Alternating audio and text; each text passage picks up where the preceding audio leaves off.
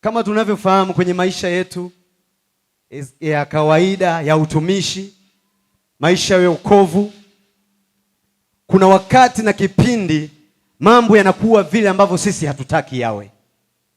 Bwana Yesu asifiwe sana. Si wakati wote mambo tulionayo yako kama vile tunavyotaka. Na mara nyingi huwa tunakutana na mambo ambayo tunatamani yageuke, tunatamani yabadilike, tunatamani yawe kama vile tunavyotaka yawe. Bwana Yesu asifiwe sana. Lakini nataka nikwambie mpendwa, siku ya leo, mambo hayawezi kubadilika, mambo hayawezi kugeuka kama hakutakuwa na nguvu. Bwana Yesu asifiwe sana. Ipo nguvu inayohitajika ili igeuze mambo unayoyataka wewe. Bwana Yesu asifiwe sana. Kwa kutaka au kuwa na shauku au kuhitaji haitoshi. Bwana Yesu asifiwe sana. Unaweza ukawa unataka sana, unahitaji sana, una shauku sana, lakini unakosa kipengele cha kukuwezesha yale mambo unayoyataka. Bwana Yesu asifiwe. Bwana Yesu asifiwe sana. Kitabu cha Matendo ya Mitume sura ya 10 na ule mstari wa 38. Biblia inasema hivi: habari za Yesu Kristo wa Nazareti, jinsi Mungu alivyomtia mafuta kwa Roho Mtakatifu na nguvu. Bwana Yesu asifiwe sana.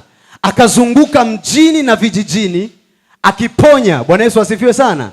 Manake akigeuza hali za watu, akibadilisha maisha ya watu. Tusome hapo Matendo ya Mitume sura ya 10 na mstari wa 38. Asema habari za Yesu wa Nazareti, jinsi Mungu alivyomtia mafuta kwa Roho Mtakatifu na nini jamani? Hatujafika, nataka tuende pamoja. Kwa Roho Mtakatifu na nguvu.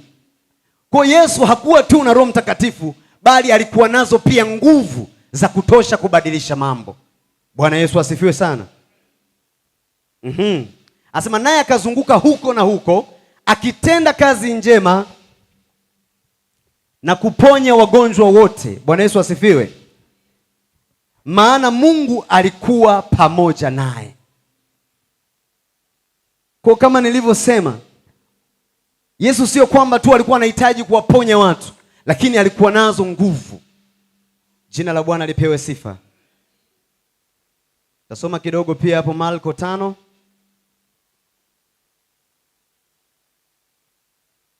Marko sura ya 5. Anasema wakafika, mstari wa kwanza, wakafika ng'ambo ya bahari mpaka nchi ya Wagerasi. Na alipokwisha kushuka chomboni, mara alikutana na mtu ambaye ametoka makaburini, mwenye pepo mchafu. Makao yake yalikuwa pale makaburini, wala hakuna mtu yeyote aliyeweza kumfunga tena hata kwa minyororo, kwa sababu alikuwa amefungwa mara nyingi kwa pingu na minyororo. Akaikata ile minyororo na kuzivunja zile pingu, wala hakuna mtu aliyekuwa na nguvu za kumshinda. Bwana Yesu asifiwe sana. Sio kama unanielewa. Bwana Yesu asifiwe sana. Manake wapo, tunamsoma huyu Mgerasi alikuwa na pepo wachafu, alikuwa anaishi makaburini. Biblia inasema kwamba alikuwa amefungwa mpaka kwa minyororo, lakini ile minyororo alikuwa anaikatakata. Jina la Bwana libarikiwe. Na hakukuwa na mtu mwenye nguvu ya kumshinda Mgerasi. Lakini tunaona pale mbele kwamba alitokea Yesu Kristo, ambaye kuonekana kwake tu Mgerasi alipiga saruti. Bwana Yesu asifiwe sana. Na wale pepo walimtoka mtu yule. Kwa ninazungumza nini? Wakati mwingi sana tunautumia kwenye kuzungumza kuliko kutafuta nguvu. Bwana Yesu asifiwe sana. Maana kitu kinachoweza kukusaidia hali yako ikabadilika ni nguvu ulionayo wewe. Bwana Yesu asifiwe sana. Kitabu kile cha Waefeso 3:20, Biblia inasema kwamba basi atukuzwe Mungu awezaye kutenda mambo makubwa ya ajabu mno yapitayo akili zetu. Bwana Yesu asifiwe sana. Kwa kadiri ya nguvu itendayo kazi ndani yetu. Bwana Yesu asifiwe sana. Kwa msingi wa neno langu ni kwamba tunasema nguvu ya kugeuza mambo. Haleluya. Bwana Yesu asifiwe sana. Mwambie jirani yako unahitaji nguvu ya kugeuza mambo. Mwambie tena unahitaji nguvu ya kubadilisha mambo. Mimi mwaka 2026 ninazihitaji nguvu za Mungu ili mambo yangu yakapate kubadilika. Yale yaliyoshindikana kwa miaka mingi, kupitia nguvu ya Mungu yakageuke na kubadilika. Bwana Yesu asifiwe sana. Jina la Bwana libarikiwe. Na ninamwamini Mungu kwamba tukimtafuta yupo pamoja na nguvu zake. Biblia inasema mtakeni Bwana na nguvu zake, mtafuteni uso wake siku zote, maana yupo kwa ajili ya kukusaidia. Neno lake linasema ya kwamba sikio lake si zito hata ashindwe kusikia, mkono wake si mfupi hata ashindwe kuokoa. Yupo kwa ajili ya kukutetea. Haleluya, haleluya. Bwana Yesu asifiwe sana. Haleluya. Tuliposoma kwenye kitabu kile cha Wafalme wa Pili sura ya 2, tutamwangalia mtu mmoja anaitwa Elisha. Nilijaribu kumwangalia kwa undani sana. Bwana Yesu asifiwe sana. Biblia inasema hivi, watu wa mjini sio wa kijijini. Bwana Yesu asifiwe sana. Watu wa wapi? Wa mjini wakamwendea Elisha, wakamwambia mahali hapa ni pazuri. Ulikuwa ni mji wa Yeriko. Bwana Yesu asifiwe sana. Wakamwambia mahali hapa ni pazuri kama bwana wangu aonavyo. Manake walikuwa wanamtazamisha Elisha kwamba unauona huu mji wa Yeriko ni mji mzuri sana, we mwenyewe unaona. Bwana Yesu asifiwe sana. Ni mji ambao unapendeza. Biblia ya Kiingereza ilikuwa inaniambia it was a pleasant city. Kwa ni mji mzuri, na Biblia ikisema mji mzuri ni mzuri kweli. Kwa akamwambia Elisha mji huu ni mzuri kama wewe ambavyo unaona. Bwana Yesu asifiwe sana. Lakini akamwambia lakini maji yake hayafai. Manake baada ya kumuonesha uzuri wa ule mji wa Yeriko, sasa wakamuonesha tatizo lake ni nini. Kwamba mji huu ni mzuri lakini maji yake hayafai, na nchi inazaa mapooza. Jina la Bwana libarikiwe. Kabla tujaendelea mbali, kwa nini watu walimfuata Elisha? Bwana Yesu asifiwe sana. Iko sababu kwa nini watu walimfuata Elisha. Ukisoma nyuma, sura ya nyuma pale nitaelezea. Elisha alikuwa ni mtumishi wa Elia. Bwana Yesu asifiwe sana.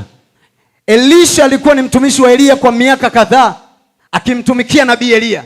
Na tumesoma kwenye Sunday school tangu Jumapili iliyopita. Elia alikuwa ni mtu aliyejaa nguvu za Mungu.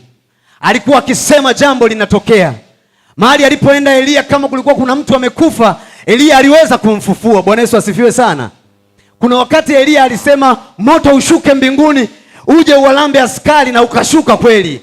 Manake Elisha alimuona Elia akiwa na nguvu za Mungu na akitembea na Mungu. Bwana Yesu asifiwe sana. Elisha akawa na shauku ya kuzipata zile nguvu alizoziona kwa Elia. Bwana Yesu asifiwe sana. Ngoja nikukumbushe kidogo Wafalme wa Kwanza 19. Elisha alipatikanaje? Kama unanielewa punga mkono namna hii.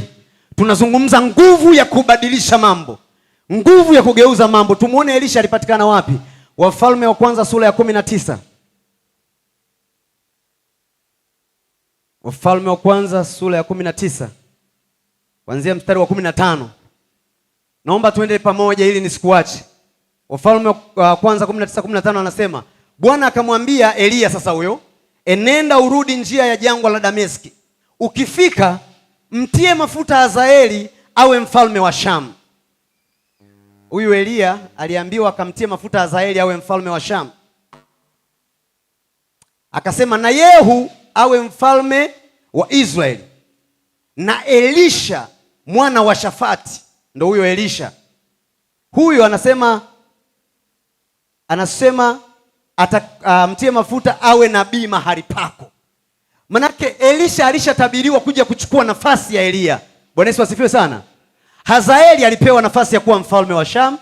Yehu akapewa nafasi ya kuwa mfalme wa Israeli. Lakini Elisha alipewa nafasi ya kuwa mfuasi wa Elia. Bwana Yesu asifiwe sana. Na ukisoma mbele kidogo, kwa sababu ya muda wetu sitasoma sana. Elia alienda nchi sehemu alikuwa anaishi Elisha, Abeli Mahola, akamkuta Elisha yuko analima. Bwana Yesu asifiwe sana. Analima kwa kutumia jozi za ng'ombe. Mimi sio mkulima mzuri. Biblia inasema kulikuwa kuna jozi 12 za ng'ombe. Kitu cha kwanza Elisha alichokuwa nacho alikuwa ni mchapakazi. Bwana Yesu asifiwe sana. Mungu hahitaji watu wazembe. Bwana Yesu asifiwe. Mungu ukiangalia Mwanzo mpaka Ufunuo, watu wote aliowatumia walikuwa ni watu wenye bidii, walikuwa ni watu smart, walikuwa ni watu wanaojitambua. Kwa hiyo acha kukaa kizembe. Mungu anatafuta watu wenye ujasiri, watu wenye ushujaa na wenye bidii ili waifanye kazi yake. Bwana Yesu asifiwe sana. Alikuwa na jozi 12 za ng'ombe na ile ya 12 alikuwa ameikalia mwenyewe. Bwana Yesu asifiwe sana. Biblia inasema Elia akapita kwa sababu ameshapewa maagizo, akamtia mafuta Elisha, si ndio? Akamrushia tu vazi. Bwana Yesu asifiwe sana. Kwa sababu Elisha, mimi nasema Mungu alikuwa ameshamuona kutokea mbali. Lile vazi lilipomwangukia, akaona kuna kitu cha tofauti. Kuna nguvu imemgusa. Bwana Yesu asifiwe sana. Maana lilikuwa sio vazi la kawaida. Bwana Yesu asifiwe sana. Zile nguvu zilipomgusa Elisha, Elisha akaona nahitaji kufuatana na huyu jamaa. Maana kuna kitu ndani yake ambacho kina muunganiko na mimi. Bwana Yesu asifiwe sana. Na wewe unaweza kuwa umekaa hapa kanisani, unajiuliza utafanya nini kwa ajili ya Bwana. Watu wakiabudu, unahisi kama kuna nguvu inatembea juu ya maisha yako. Unapokuwa unaomba, unahisi kuna Roho Mtakatifu anakutembelea. Hiyo ni ishara kwamba Bwana ana mpango na wewe. Hiyo ni ishara kwamba Mungu ana kusudi na maisha yako. Hiyo ni ishara Bwana ana kitu cha kufanya na maisha yako.